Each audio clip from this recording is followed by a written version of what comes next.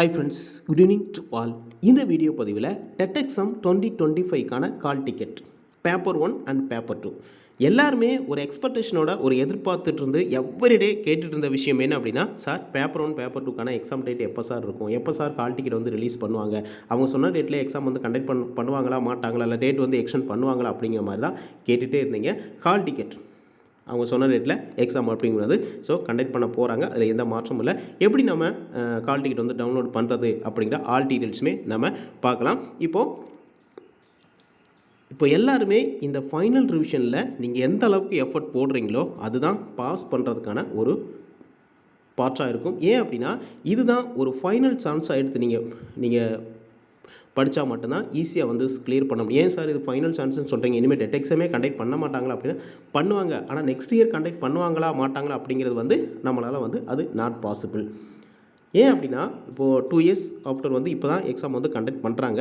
So next வருமா வராதா அப்படிங்கிறது வந்து நம்மளால் வந்து சொல்ல முடியாது. இந்த இயரில் நீங்கள் பாஸ் பண்ணிட்டீங்க அப்படின்னா நெக்ஸ்ட் அப்பாயின்மெண்ட் எக்ஸாம் வந்து கண்டக்ட் பண்ண போகிறாங்க. நெக்ஸ்ட்டு நிறையா எக்ஸாம்ஸ் வந்து இருக்குது.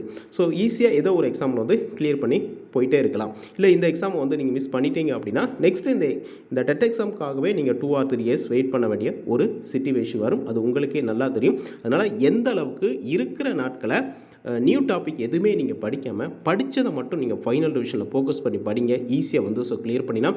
இந்த டைமில் உங்களுக்கு இருக்க வேண்டிய ஒரு மிகப்பெரிய ஆயுதமாக இருக்க வேண்டிய எது அப்படின்னா செல்ஃப் கான்ஃபிடென்ட் லெவல். எந்த அளவுக்கு நீங்கள் செல்ஃப் கான்ஃபிடென்ட் லெவலை இன்க்ரீஸ் பண்ணுறீங்களோ அதுதான் உங்களோட பாஸ் பண்ணுறதுக்கு மார்க் ஸ்கோர் பண்ணுறதுக்கான ஒரு ஃபார்ட்டாக இருக்குமே தவிர நான் அது படிக்கலை இது படிக்கலை, ஸோ எதை பார்த்தாலும் எனக்கு ஆன்சரே எனக்கு தெரியல அப்படின்னு தயவுசெய்து யாருமே நினைக்க வேணாம். எல்லாருக்குமே அப்படி தான் இருக்கும். லாஸ்ட் டைமில் ஒரு பதட்டம் வந்துச்சு அப்படின்னா எதுவுமே நமக்கு வந்து தெரியாத மாதிரி தான் இருக்கும். ஆனால் எக்ஸாம் காலில் வந்து கண்டிப்பாக வந்து உங்களால் வந்து இங்கே அனலைஸ் பண்ணுங்கள். ஈஸியாக வந்து மார்க் வந்து ஸ்கோர் பண்ணிடலாம்.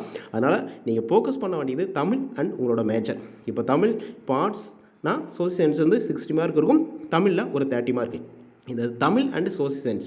இப்போ சயின்ஸ் மேக்ஸ்னால் சயின்ஸ் மேக்ஸில் வந்து 60 மார்க். அப்போ Tamil and science maths, Tamil and social science மட்டும் நீங்கள் கரெக்டாக ஃபோக்கஸ் பண்ணுங்கள். ஈஸியாக வந்து ஸோ கிளியர் பண்ணிடலாம். இப்போ பார்த்திங்க அப்படின்னா தமிழில் ஒரு 25+ ஈஸியாக எடுத்துடலாம். அப்போது சோசியல் ஆர்ட்ஸாக இருந்தீங்கன்னா அதில் 60க்கு ஒரு 45+. அப்போ இதுவே பார்த்திங்க அப்படின்னா உங்களுக்கு ஒரு 70 மார்க் வந்துடுது. அப்போது இப்போ சயின்ஸ் மேக்ஸ்னால் அதில் ஒரு 45, தமிழில் ஒரு 25, இது 70 வந்துடுது. அப்போ இங்கிலீஷில் மினிமம் ஒரு 10 மார்க் எடுத்தாலே போதும். சைக்காலஜிலும் ஒரு 10 மார்க். அப்போ இதுவே பார்த்தீங்க அப்படின்னா ஒரு 90 மார்க் வந்துடுது. இதுதான்.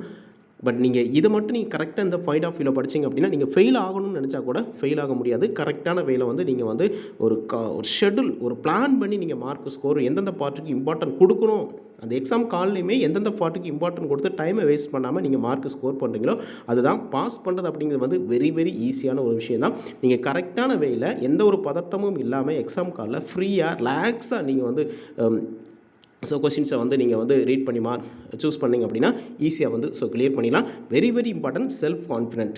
நீங்கள் எந்த அளவுக்கு படிச்சிருக்கீங்களோ அதை விட உங்கள் மேலே நீங்கள் நம்பிக்கை இருந்தால் மட்டும்தான் ஈஸியாக வந்து மார்க் அப்படிங்கிற வந்து ஸ்கோர் பண்ண முடியும். அதனால் இந்த எக்ஸாமில் எல்லாருமே பாஸ் மார்க் எடுத்து கண்டிப்பாக சக்ஸஸ் பண்ணணும். அதுக்கு வியாஸ் அகாடமி சார்பாக வாழ்த்துக்களை தெரிவிச்சுக்கிறோம்.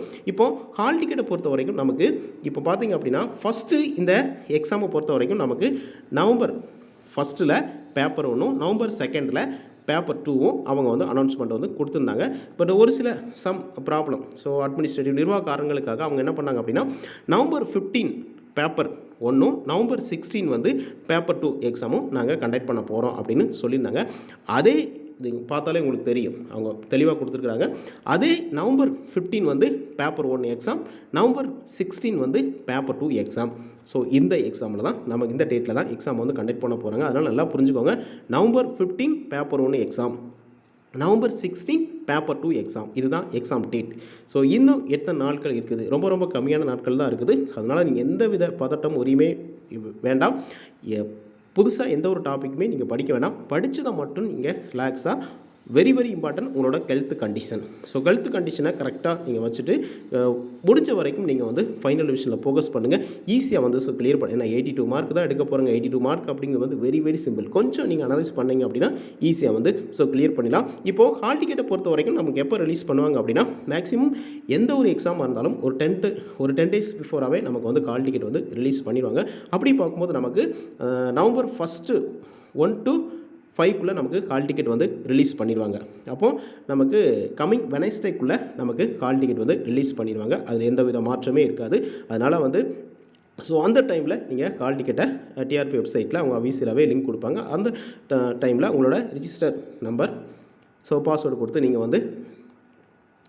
நீங்கள் ஓப்பன் பண்ணிக்கலாம். ஸோ அதனால் நவம்பர் 1 to 5க்குள்ளே நமக்கு வந்து ஹால் டிக்கெட் வந்து ரிலீஸ் பண்ணிடுவாங்க. அதனால் ஹால் டிக்கெட் வந்து கண்டிப்பாக ரிலீஸ் பண்ணி அதில் எந்த வித மாற்றமே இருக்காது. நீங்கள் ஃபைனல் ரிவிஷனில் எந்த அளவுக்கு ஃபோக்கஸ் பண்ணுறீங்களோ அதுதான் பாஸ் பண்ணுறதுக்கான ஒரு நல்ல பாட்டாக இருக்கும். அதனால் தொடர்ந்து தன்னம்பிக்கையோட படிங்க, ஈஸியாக வந்து ஸோ கிளியர் பண்ணிடலாம். Okay friends, thank you.